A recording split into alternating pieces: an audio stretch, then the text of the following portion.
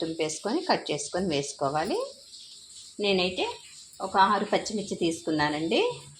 అక్కడున్న కొబ్బరి చింతచిగురుని బట్టి మీకు ఎంత వీలైతే మీరు తినే కారాన్ని బట్టి పచ్చిమిర్చి వాడుకోవచ్చు.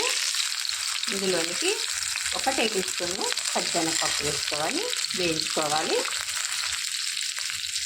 1/2 టేబుల్ స్పూన్ మెంతులు వేసుకోవాలండి. మెంతులు చాలా టేస్ట్ వాసన, మంచి వాసన వస్తుందండి. మెంతుల వల్ల పచ్చడికి మెంతులు చాలా టేస్ట్ వస్తుంది. కొబ్బరి చింతచిగురు పచ్చడికి మంచిగా వేయించేసుకోవాలి. ఇందులోనికి జీలకర్ర వేసేసుకోవాలి 1 టేబుల్ స్పూన్.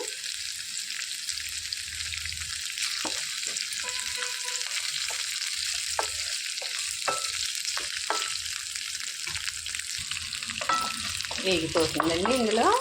ఇందులోనికి ఇప్పుడు కడిగి తీసుకున్న